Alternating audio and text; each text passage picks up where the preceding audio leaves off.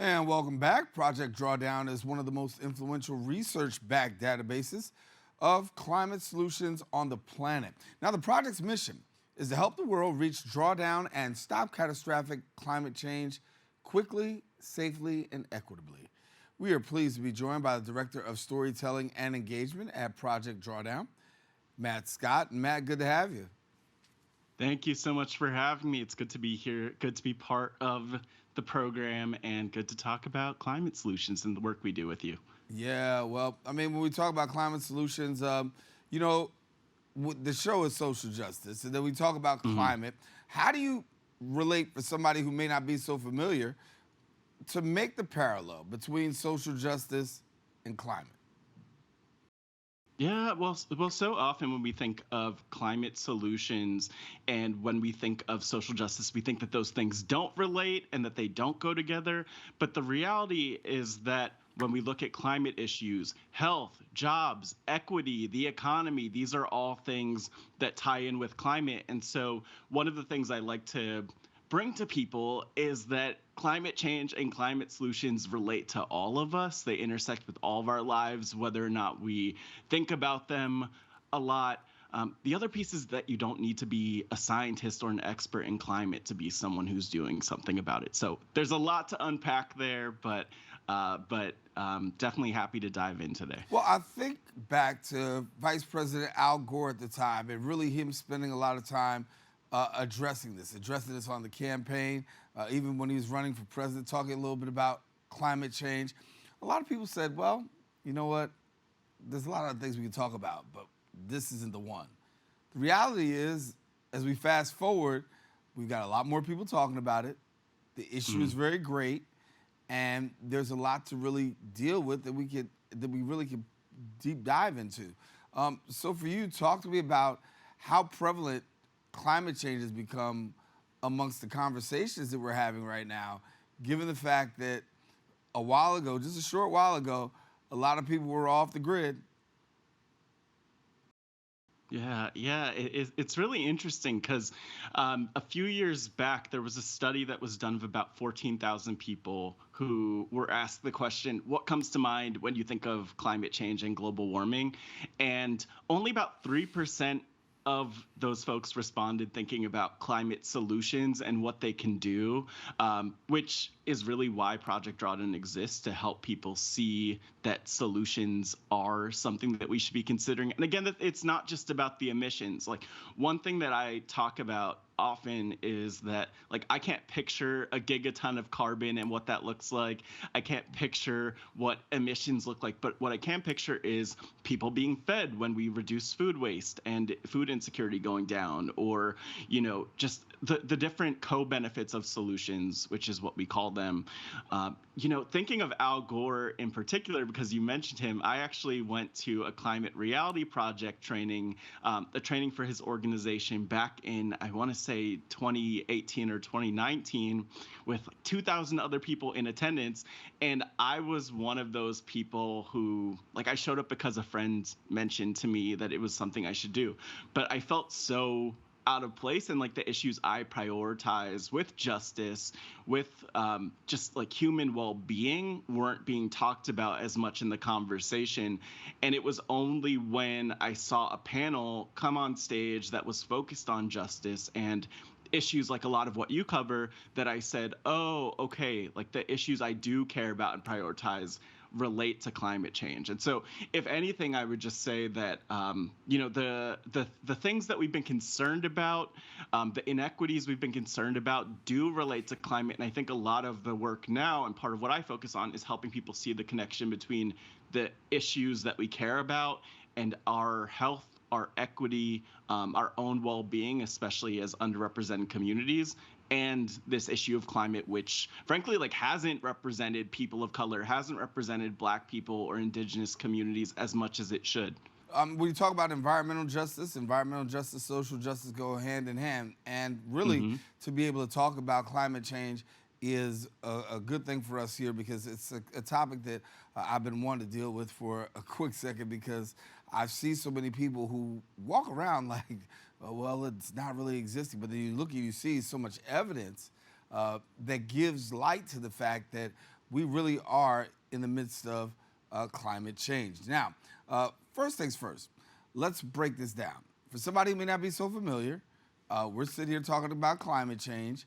We hear the word, but somebody may not know what the definition is and how do you define it? How's it broken down? So for the novice that doesn't know, just like when you entered into that room, if they just entered our TV set today and said, listen, I hear him talking about climate change, but I really don't know what it's all about. How do you break it down? Yeah, I mean, the simplest thing I would say is that climate change is really looking at a broader trend. It's not about, oh, I went outside today and it's 90 degrees and things are really warm and that's the sign of global warming.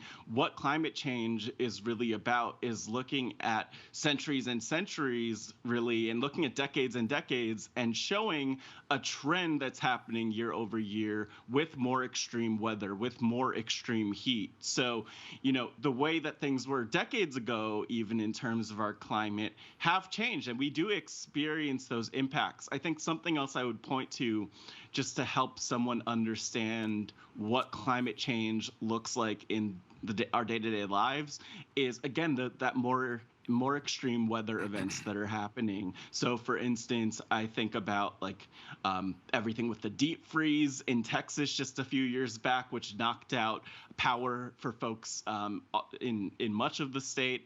I think of other issues when it comes to hurricanes, and I live in Washington D.C., but initially I'm from the New York, New Jersey area, and I think of Hurricane Sandy and other events like that, which are increasing in occurrence and becoming more extreme. And with time, we will only see those extreme events increase if we're not doing something about the climate, if we're not doing something to remove the greenhouse gases or the heat trapping gases in the atmosphere that cause this problem. And so that's my simple explanation of climate change. But I think that one thing that's really beautiful too is that at least according to statistics or according to survey research, less than 10% of Americans don't believe that climate exists or are denying climate.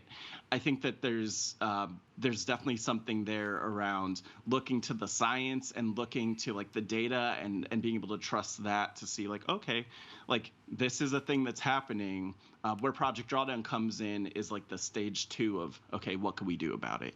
So let me talk about stage 2. We talk about solutions. A lot of people identify what the problem is. You really spend a lot of time talking about tangible solutions. And when we talk about tangible solutions, what are some of the tangible solutions that we could be exploring when it comes to the issue of climate change? Yeah, so there are a lot of different areas of solutions, and one of the things that I'd encourage folks to do is to check out drawdown.org, our website, especially at drawdown.org/solutions, because you could go through about 100 climate solutions that are listed out on the Drawdown website. And actually, just taking things further back, I'm not.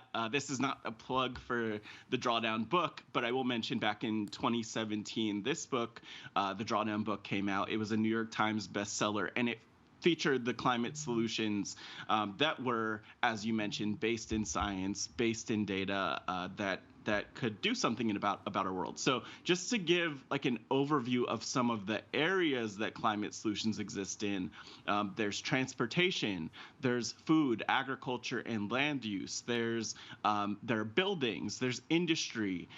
So there are a lot of different areas where climate solutions apply. So to give a few examples, I mentioned one of them with reducing food waste a little bit earlier. That falls into the food, agriculture, land use area, and that's actually one of the most impactful things that we could do to reduce emissions that we're putting into the atmosphere, is to stop wasting food and putting that into landfills.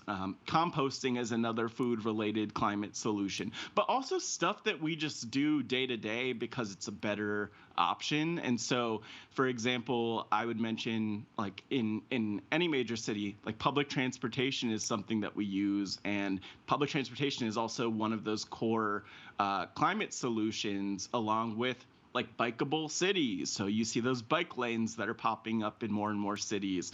The list goes on and on, but I think what I would say is that climate solutions are everywhere all around us. And really the goal of us at Project Drawdown, and I think of the climate community overall, is to make sure that the solutions that are best for the climate, whether it's with our buildings and making sure they're more efficient, our electricity and making sure that we're getting that efficiently through solar and other means, that those are the best solutions, that they're the most affordable, that they're most efficient, that they are just the best while also helping the planet. Give me a little bit about Drawdown Stories program, because in addition to that, you've got a special program that really highlights some very special people. And so you talked to us a little bit about the book, but let's talk a little bit about the program and give our viewers some insight.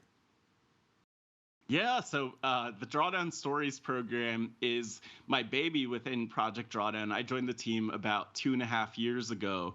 And what was really powerful about that is that Project Drawdown was looking for someone to do storytelling overall, but where I focus that is on underrepresented communities, especially because when it comes to climate conversations and when it comes to our climate world, you look at climate nonprofits and they are largely made up of white communities and less representative of communities of color, for example. And our voices just aren't as prevalent in the media, which is why platforms like yours are so important, so that we can be heard, so that our issues could be brought to the forefront.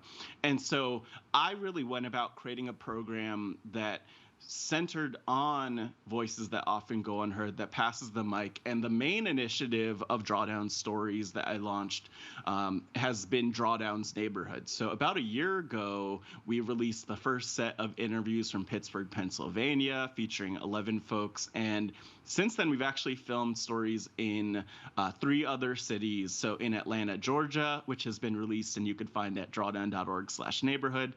The Twin Cities with Minneapolis and St. Paul.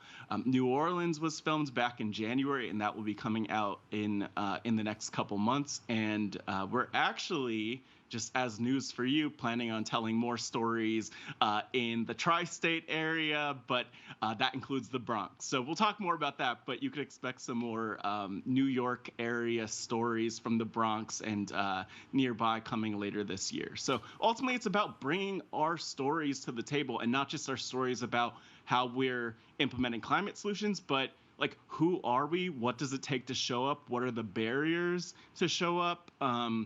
There's a lot that that Black people, that other underrepresented communities need to face and navigate. And I'm just proud that I could put those stories in front of the climate community so that people could be more aware of like how much it actually takes for us to show up and make the impact we make. You touched on what I was getting ready to ask you, because I wanted to ask, when you look at these communities, what are some of the common barriers that we're finding, particularly in people of color, when it comes to climate change? What are some of the barriers that maybe other people are not so familiar about?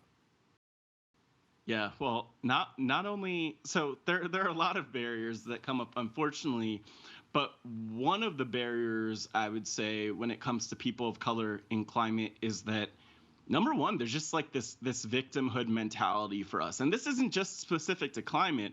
Like, oftentimes people might look at, even me, for example, as a young Black man and not think that I'm capable of contributing to solutions, contributing to progress, right? And that's something that I've found in interviewing people, that whether it's women or men or people of different, a variety of backgrounds, that so many people want to contribute and make a difference. And there are barriers because people don't think that people who look like us are able to contribute, or people who come from these underrepresented backgrounds can contribute. So there's definitely just the idea that so often we've been looked at as victims and not as real world superheroes who could be part of the solution.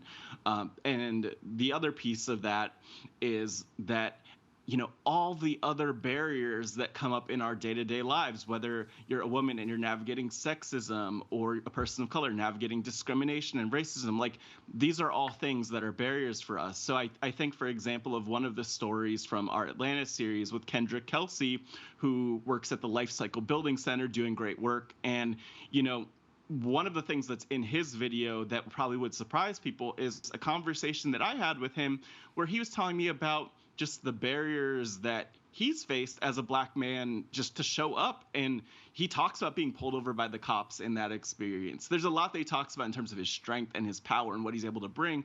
But just to be able to put those stories and realities in front of people, and especially in front of like a mostly white climate community, I'm really proud that that I could like leverage Project Drawdown as a platform to help people understand how we live and really how incredible it is that we contribute to solutions, because there's so much that we need to also do just to solve problems that are caused by, racism, sexism for many groups, so on and so forth, right? Well, I mean, one of the reasons I really love having an opportunity to have a conversation with you is simply because they're just that. There are so many people and so many faces that we don't get to see and we will never know, but it's also mediums such as yourself that really bring that to light, because this is an issue that doesn't always necessarily get the attention that it should. And at the same time, when the attention does come, it's always focused in another direction. So thank you for the work that you do in terms of bringing to light stories and neighborhoods and people, because I think it's so important that we see people that relate to us. I think cultural competence is key. Got to get ready to get out of here on this segment, Matt, but I do want to get an opportunity to give you an opportunity to let our viewers know how they can get possibly the book, get connected to you. How do they go about doing that? Look, all people need to do is go to drawdown.org for everything about just the work that we're doing. And you could click around, and there's a lot there. Thankfully, with the generous support of donors and others who are able to contribute. So if people are able to give a little to actually support the work that I do, that we do at Project Drawdown, that really means a lot. But you could check out Drawdown Stories at drawdown.org/stories. You could check out the Drawdown's Neighborhood series at drawdown.org/neighborhood. And you could also just get in touch with me and with our stories program at stories@drawdown.org. I mentioned that currently we are actually soliciting some different nominations for people in the New York area and a few other areas, including the Bronx. And so if you know folks working on climate solutions that we should know, definitely reach out to stories@drawdown.org. But thanks again for having me. This has been incredible. Matt, we got to do it again, all right? Yeah. All righty.